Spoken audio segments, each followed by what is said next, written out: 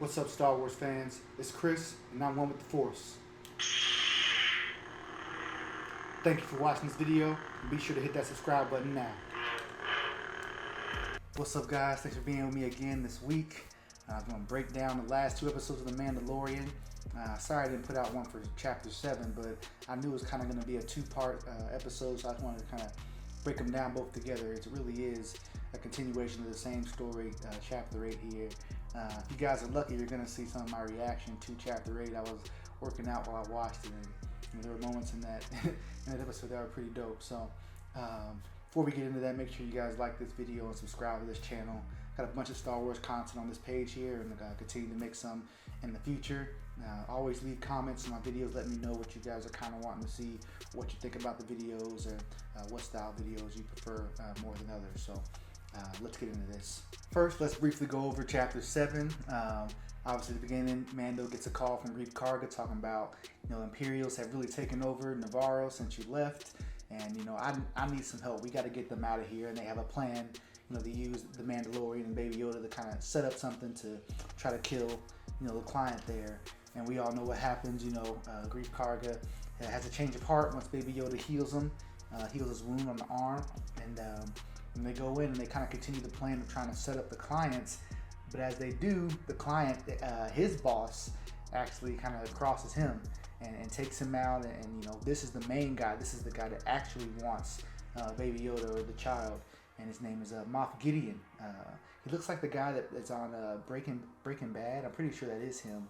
But he's just an Imperial warlord that really wants Baby Yoda for whatever reason. We're not too sure yet. But he's surrounded. Mandalorian and Cara Dune and Greef Karga, and they're all surrounded. And Death Troopers, dozens of stormtroopers all outside, and they pretty much can either go out and accept their fate, or either way, it seemed like a hopeless situation. And all the while, Quill, our Ugnaught, I have spoken, is trying to get away with Baby Yoda. And that was a tough scene. At the end of that episode, we see that he is killed, and they end up taking the baby, and that was tough. I liked Quill a lot. Seeing him go down wasn't fun. But here we are in Chapter 8, where we see that the stormtroopers go off with him, but IG-11 is his programming the nurse and take care of the baby. He comes in, he takes out those stormtroopers and saves the child. And that was one of the stronger parts of this episode, actually, is IG-11. We'll get in that a little further on. But what he does to protect the child, but then also his impact on the Mandalorian, who has always been against the droids throughout this series. Strongly against the droids. He ends up getting saved by him and kind of, was touched by that moment. But anyway, IG has the baby. He's making his way back. And this is one part I was confused about. And maybe it's just he wanted to save his friends, I guess. But I was confused on why IG-11 went to the Imperials and where the fighting was happening. You would think he'd just take him to the ship or try to do something to keep him out of harm's way. The only thing I could make sense of is maybe he was thinking like, okay, the only way I can keep him safe is by taking these people out that are looking for him. But again, or he just wanted to save, Cara and Mando and Greef. I'm really not sure. And again, it could be just vengeance for his master. That these people took out Quill. Maybe that was the reason that he wanted to, get back at him. But it's like, why the hell are you going to the fight? Like, you can't take all of them down. He did the best he could. Anyway, it was cool to see the Mando there. Really a lot of emotional scenes. I wasn't expecting to get so, I was on the treadmill watching this, and somehow I found emotion, when the stormtroopers come in the back of the house and they kind of surround Cara there. I felt bad. I thought she was gonna die.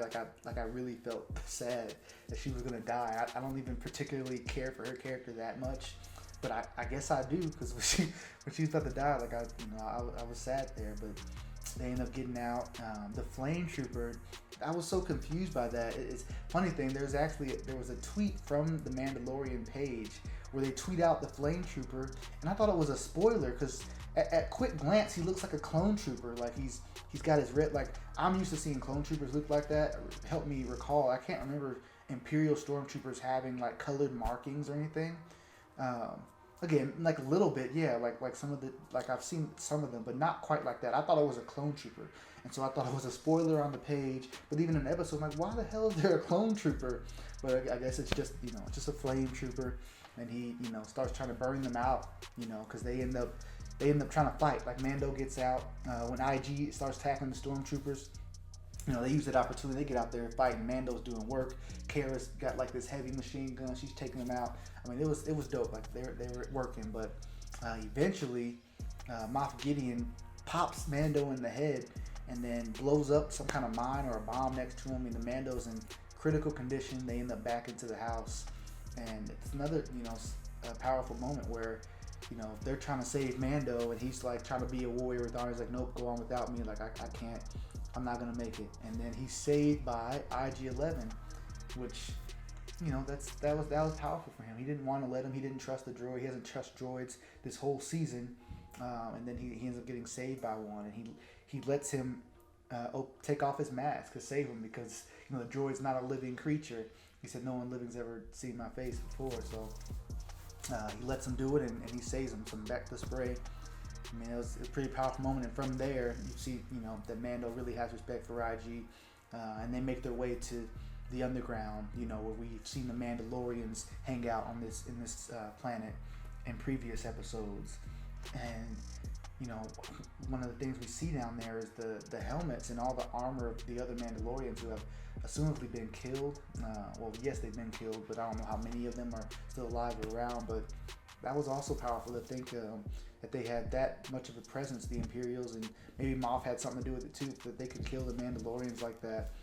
Except for the one that's been making the armor for Mando, she's still around, and she kind of tells them about what happened. So lets them know a little bit more about the Jedi and the Mandalorian War and all that stuff. Which there was a lot of that. There was a lot of dropping of just information. Moff Gideon dropped Mando's name, which is like Dire Dune. I can't remember the correct name, but we also find out that Cara Dune is from Alderaan, which wasn't expecting to hear that. But it's just a lot of good drops there that Moff Gideon knew. It seems like he's a guy that has a lot of knowledge, been around for a while. But anyway, back to the Mandalorian lady. Like she's telling him like, hey, she knows a little bit about the maybe not the child, but knows about his abilities, and that he's someone that the Jedi. She says the Jedi used to use that kind of power too in their fight against us, and she lets the Mandalorian know that you are that baby's father, and you either need to just take care of him and accept that responsibility, or give him back to the people that he belongs with. That's kind of going to be something we have to speculate moving forward, because we don't know when the second season's going to drop, but it seems like the Mandalorian is going to go off and try to find a home for the child, whether that's with him or with again finding his people. So yeah, definitely let me know in the comments what you guys think. Is he going to end up taking them off just to back to that peaceful planet, or are they going to live their own life, or he's going to try to find somewhere, find the baby's people? Where is he supposed to be? But just continuing on with the episode, the Mandalorian lady ends up telling them how to get out of there. They're making their way out through this like lava river, and before they get there, she gives the Mandalorian his jetpack. And I was so excited about it. Like finally, he gets his jetpack. End of the season here, I've been waiting on that. As soon as they started engaging, I was like, well, you got all these these helmets. There's got to be somebody's jetpack that was left around, and sure enough, he had it. But so they're making their way down the river, and the Mandalorian's able to see that there's a bunch of enemies just waiting for them when they get out. And IG-11's like, man, like this is all I can do. Like I can use my self-destruct tactic that he showed in the first episode. And that's the way. Like this is the way he has to do it. It's the only way to save them. And the Mandalorian doesn't like it. It's like, you saved me. Like I don't want you to go. Like you're too tough. They've seen him take out all these stormtroopers. I mean, he saved them. They don't want him to. They want to do it with him.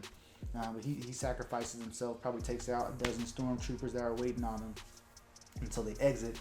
And they think they're scot-free, but it's just the Moff has his TIE fighter, and that was just a dope scene. And I think I wonder how many people get it. A lot of Star Wars fans are going to get it, but the Mandalorian jumps up on his jetpack, does a whole Batman maneuver, on the TIE fighter. Like he really is kind of like a Batman kind of, a Batman in Star Wars, if that makes sense. But he takes out the TIE, and we see Moff Gideon pull out the black saber or or the dark saber. I think it's the black saber. I call it the black saber, but it's in the Clone Wars. It's a weapon of the Mandalorian. It's just as strong as a lightsaber for the most part. It's a pretty deadly weapon, and just to see it there on live screen, the Greek Karga uses it to chop through the TIE fighter steel and comes out and looking all badass. That's great stuff. I wonder where he got that. Again, I've only seen that in the hands of Mandalorian. It's an ancient weapon. I don't think that there's many of them. Please correct me if I'm wrong. My memory on the Clone Wars, haven't gone back and watched it. It's been years since I watched an episode. So correct me. Is that? I think there's just one. I think it's just a legendary one sword. Maybe there were others at one time, but I think there's just one, and he has it. So I'm not sure how he got it. Again, it seems like he had a lot of knowledge of the Mandalorians and the Mandalorian in our show, the main character. And everyone. So this is a guy that's been around, and just to think about that, I'm just thinking about that now. It just hit, but this is a guy that's been around. He knows a lot about everything. So the fact that he really wants this child, where did this child come from? Maybe it's just another thing that he can use to try to figure certain things out. This is a guy I'm sure knows countless Jedis and the stories of them, and knows all about the Force and the threats of Jedi, Sith, or just the Force itself, and it's really kind of made him a really interesting character. He doesn't seem to be, a normal Imperial officer or warlord. He seems to have some real stuff that he's trying to do. Maybe now the Empire's gone, he's kind of taking this as a time to make himself. Maybe he's power hungry and trying to start his own kind of empire, or maybe not like an empire, but just whatever he's seeking. And I tend to believe it's far beyond Baby Yoda. I think Baby Yoda is just, one step to a bigger goal for him.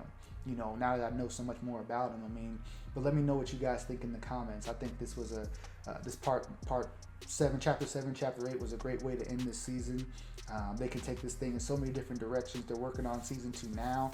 And I'm really interested to see this Moff Gideon character develop as I think he's going to be the true villain of this show moving forward. And I'll be interested to see all that. So again, let me know what you guys think. Be sure to like this video and subscribe, as I mentioned earlier. But again, we will not be stopping talking about The Mandalorian just because this season's over. There's a lot of questions. We can kind of dive deeper into the season itself. But there's some questions about where this thing may go forward. So again, appreciate you guys for watching this. Make sure you subscribe.